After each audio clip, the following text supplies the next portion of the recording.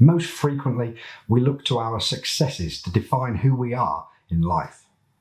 It is, however, often the less successful events in our life that offer us a little bit of perspective and also purpose in our lives moving forwards. Well, tonight, stick around because I'm chatting to Alex Staniforth, someone who is no stranger in turning adversity into opportunity and using the great outdoors to help him do it.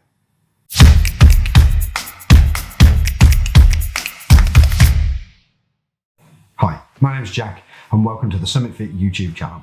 If you're new here and you're into the great outdoors and adventure and time in the mountains, then please consider hitting the subscribe button below. Tonight on Summit to Discuss, I'm chatting to Alex Staniforth. So first off, Alex, before we get started, in a nutshell, sort of in a tweet, could you tell us a little bit about or sort of who Alex Staniforth is? Sure. So I guess the best way to describe me is an adventurer, an ultra-endurance athlete, and my journey really is all about overcoming personal challenges through outdoor challenges and now trying to help other people to overcome their challenges as a motivational speaker, as an author, and as a director of a charity trying to improve mental health through the outdoors. So really, I've never followed the conventional path. I've always been trying to achieve my full potential and overcome adversity to live life to my fullest potential, really, and now sharing what I know with other people to follow that path, really. So that's probably the shortest way to describe various things I do, I suppose. I don't know if you're on Twitter, Alex. That's a very long tweet, but I'll let you have it. But anybody who knows you or has heard of you or follows you on social media will know that you are a very enthusiastic outdoorsman. You've done some incredible things, from Himalayan expeditions to long distance runs and trail running. But could you sort of talk me through the process and the stages in your life that led to you catching the outdoor bug, if you will?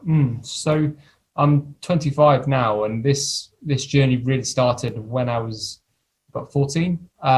Prior to that, I mean, I had a pretty normal start in life. My parents weren't particularly outdoorsy or sport focused. And I had, what you'd probably describe as a pretty average upbringing. I was diagnosed with epilepsy when I was about 9, which luckily was only very mild, but led to lots of different challenges growing up, such as having a stammer, which I've had for, my entire life, being relentlessly bullied, suffering with anxiety and panic attacks, and just not having any confidence in life. I hated sport.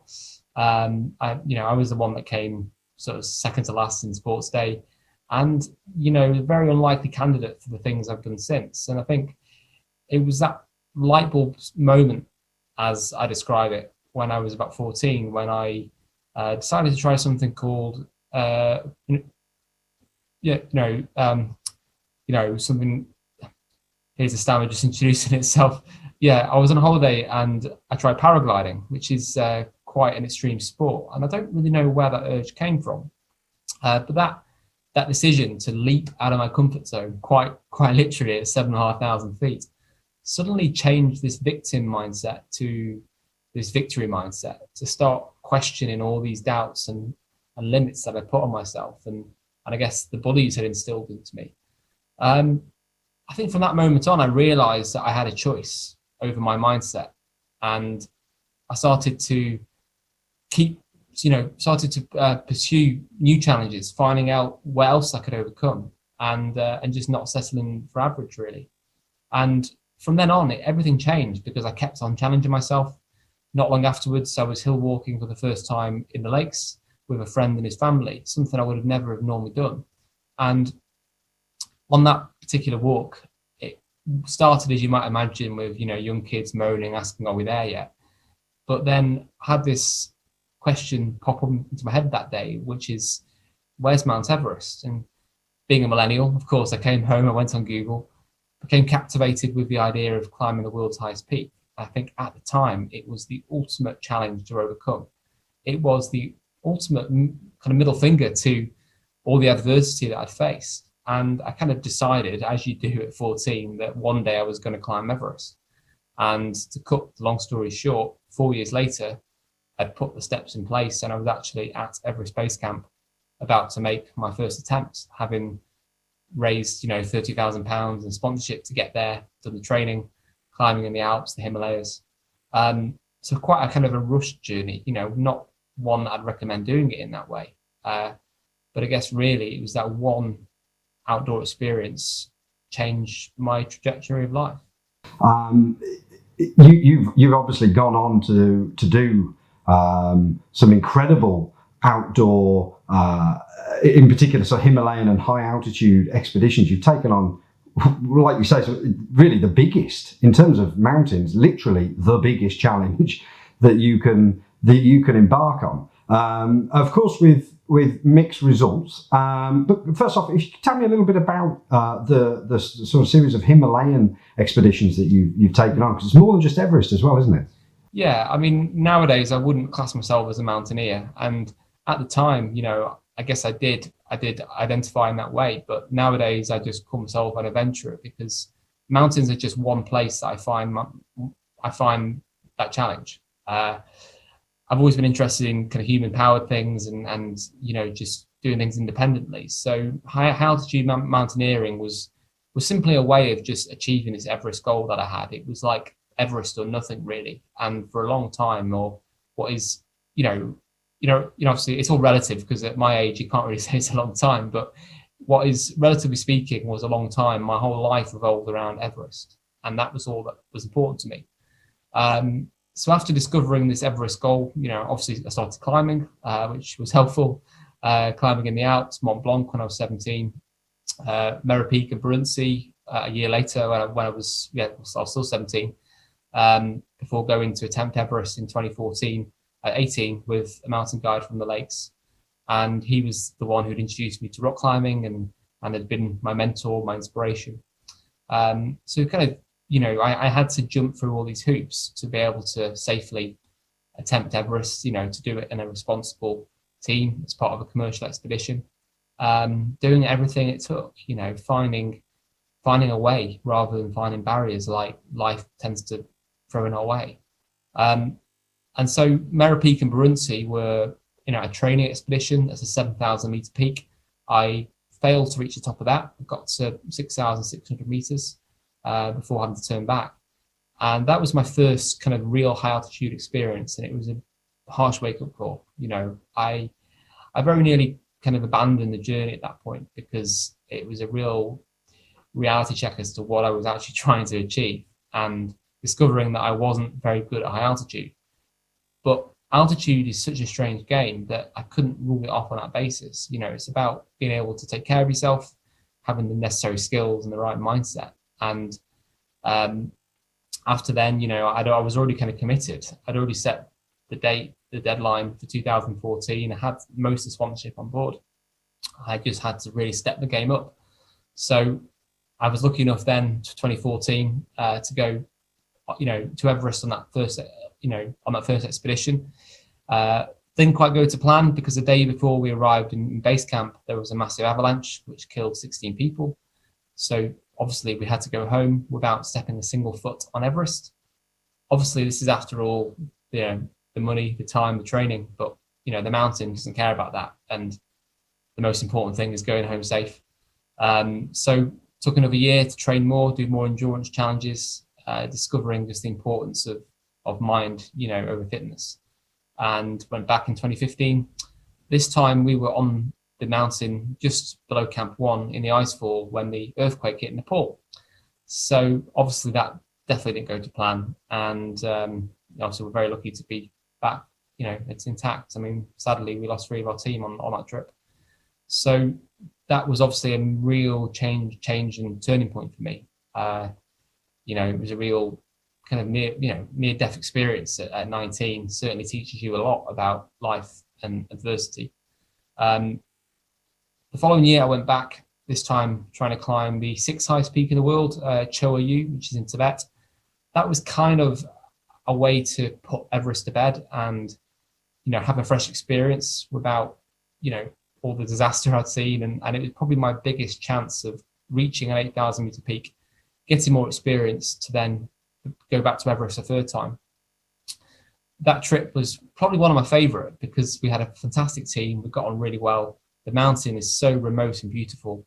it was everything an expedition should be, really. And we had no real disasters. I got to 7,200 meters at Camp 2, got on the summit push, but then again, it was the altitude. And at 21, I just couldn't acclimatize. And yeah, again, it was, I was the only one of sort of 13 people who didn't reach the top. And obviously that was then this wake up call as to being on the mountain at, 23,000 feet, minus 23 degrees, throwing up all over the tent, eating a pack of hobnobs. Sat there thinking, why am I really doing this? Am I ever going to really be happy in reaching the top? I think that was when I realized I had closure, had nothing more to prove. And despite, not reaching the summit a third time, it kind of gave me closure on the whole thing. And that's when the journey really changed. And I started thinking a lot closer to home in my challenges. And that's really what I've been doing ever since. Of course, for many people, the concept of turning back from the top of a mountain could potentially, or should I say, rather, the success is in reaching the top of the mountain.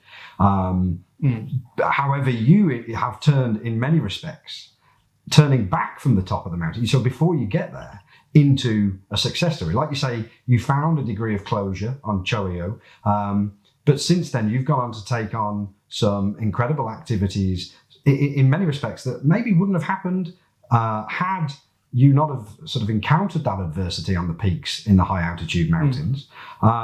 One of which includes, of course, your charity work and your charity that you've, am I right in thinking, co-founded, Mind Over Mountains. Can you tell me a little bit about that? Yeah, well, I think just on that point, really, what I've learned the most, if anything, is the real definition of success and failure, because so many people are afraid of failure, and I was afraid of failure. You can use that as a motivator, but actually the mountains and what happened really teach you that actually failure can be inevitable.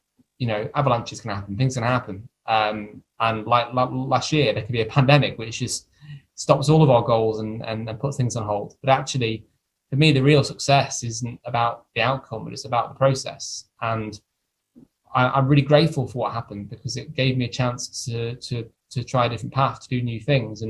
And along with, more challenges, writing 2 books, being a speaker, one of my themes when I'm speaking is definitely about overcoming fear of failure by using it as an opportunity. One of the things it's going to, it's led to is starting a charity. All my challenges have always been for a cause, for a charity, because it makes sense. It feels right to do that, to make it for a good cause rather than just personal goals and challenges and wanting to push myself. But I think mental health and mental ill health has probably been my biggest challenge of all. Still an ongoing challenge at times. And I think what really struck me was that after Everest, after dealing with that kind of trauma experience, it took me longer to get an appointment for my mental health than it did to cycle 5,000 miles around the UK, which is another challenge that was inspired after Choyu, which is climbing to the highest point of all the counties in England, Scotland, Wales, and Northern Ireland, which took me about 72 days. And that was when it really struck me that, the lack of support available. And I wanted other people to be able to access the same power of the outdoors that it's given to me. And for me, it's been the most powerful tool for managing that. So starting a charity really has been a way to try and promote the use of outdoors and exercise to maintain mental health, rather than just this kind of pill culture, which I think is often just a plaster on the problem. Yeah, absolutely. And globally, we are probably in, if not definitely, in one of the most challenging mental health epidemics, I guess, in history, in written history that we know of, on such a sort of massive global scale. The lockdown hasn't slowed you down too much, though, has it, Alex? I'm sure it has a little bit, maybe more than you'd like to, but it's safe to say you have embarked on one of the most impressive lockdown challenges, if not most impressive challenges going, really, in terms of mountain challenges, and that is the National Three Peaks, but not as most people will know it, is it? Thank you. Yeah, when lockdown happened in March, like everybody, it scuppered my plans, and yeah, I'm not going to say it's always been easy, but I've been lucky that I live in the South Lakes, so I've got hills on my doorstep, and I had a lot of things to be grateful for. But one of the first things I did was to sit down and think, right, what can I do to make a difference in this time? What can I achieve? Which of my skills can I use to try and help others and have something to look back on and be proud of at this time? Obviously, we can never plan for COVID and lockdown, but I saw it like an expedition. It's good practice for Everest. And I'd already planned another challenge, which was meant to happen in May, and obviously it was then pushed back to August. And I think running has probably been my biggest sport. It was the first sport that I really discovered all those years ago, which then evolved into mountaineering, and running day to day is probably how I stay active. It keeps me sane mentally and physically.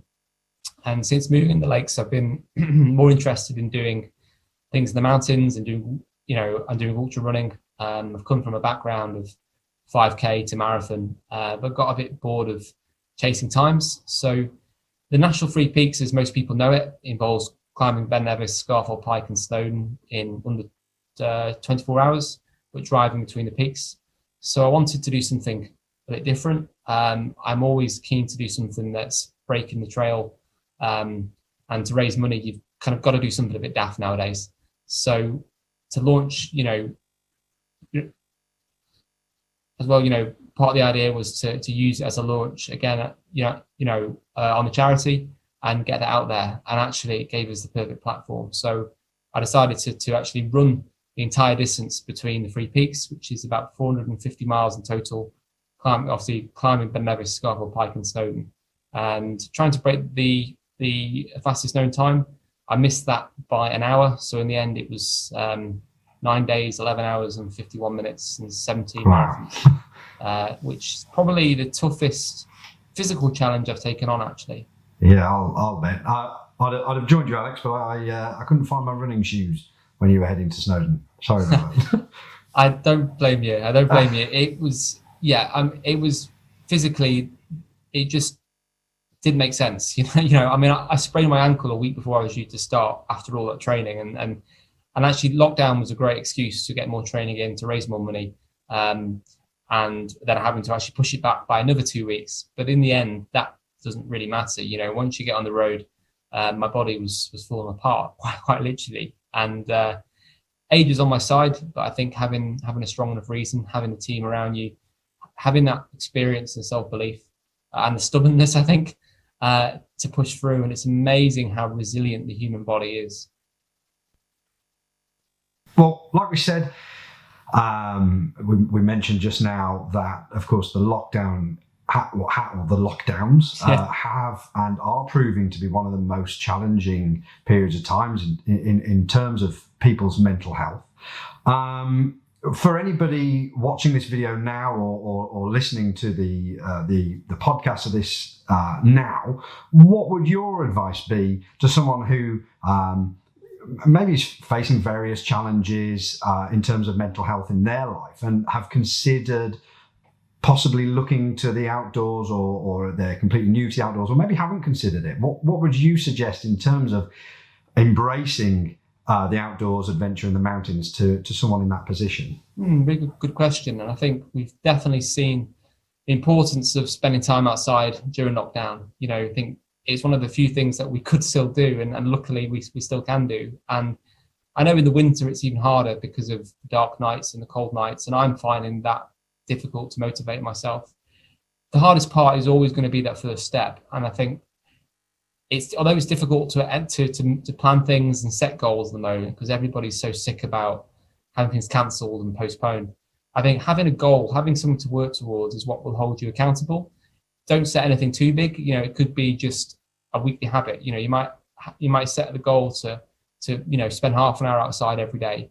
Find something that you enjoy, because that way you're likely to continue doing it. It shouldn't feel like a chore. And if you can work towards a goal, you're so much more likely to keep on doing it, because you're holding yourself accountable. Nobody likes to let themselves down, to let other people down. Tell other people, maybe make it a team effort. And even though we can't meet in groups, there's lots of virtual online challenges that people can do. I mean, I've just been doing, actually one myself the last sort of, the last fortnight or so, trying to get people to virtually walk around the coast of the whole of the UK. And we've had to think differently about things, but I think it's about being willing to try something new, do things differently, find out that reason to get yourself out every day. And for me, I've been very self-motivated, so I find it very easy to keep on training even when I don't feel like it. But I think I've always got a goal in mind. And I think for this year, especially for the moment, we need to think short term, so rather than thinking long term and it's quite uncertain, set those short term goals so we can create that momentum, create a bit of, that buzz we get from reaching that goal. And I think once we can take that first step, I think we're halfway there, because you start to enjoy it. You start to enjoy that challenge process. So I think it really is about having a goal, having a routine, and ideally, share that with other people as well. And that's great advice. So, like you say, having a goal, setting a target, gives you something to aim for, but also, like you say, to set sort of realistic goals over shorter periods of time, things that are both a challenge but also manageable, so as to sort of maintain that self-esteem. And I think that's great advice, Alex. Thank you very much for that. Thank you. Well, I guess finally, thank you very much for chatting to me this evening. I've got one last quick question for you before you go, and that is, if you could be anywhere in the world right now, and don't worry, in this particular scenario, we can rule the coronavirus out, pretend it doesn't exist. Where would that be, and why? Oh, this is probably the hardest question of all of them. I thought it might be. I think we're all dreaming of travel, and we have to keep looking forward to things, because we will be able to. We've just got to play the long game. This time last year, I was on the beach in South Thailand. I normally go away on holiday that time of year because mentally I find it quite a hard time of year. And to be back in Thailand, running on the beach, diving in the sea, in a warm sea, being able to think and plan for the year ahead, I'd really love to be back there right now. But I think until that's possible, I'm still very grateful to be exploring the hills near me and the lakes, and I'll be exploring more of Scotland, probably first, and then hopefully getting back to somewhere further afield later in the year as soon as we're safely able to. But take me back to Thailand and Pad Thai on the beach any day. But fortunately, we have a Thai takeaway in Kendal, so I've been trying to put myself back there. No, well, that sounds good to me. Brilliant. No, well, thank you very much for talking to me tonight, Alex. It's your story is without a doubt inspirational. I'm sure everybody watching this and listening to this right now will agree with me. It's fantastic to see how you have turned hurdles in your life, really from very early days, into the motivation that has driven you to achieve the incredible things that you've achieved and charity that you've set up now. So thank you very much for sharing your story with me tonight, Alex. It's a pleasure, and it's great to have a chance to, to share on the platform, and really hope everyone's enjoyed it. It's been great chatting to Alex tonight and hearing his story. If you're interested in finding out more, I'm going to pop all kinds of links in the description below to Alex's various websites for his charity, and also his social media feeds. So be sure to check that out before you go. If you've enjoyed this video, please give it a thumbs up and make sure you hit the subscribe button below so you don't miss out on any of our upcoming videos. Thank you very much for watching. I'll see you next time.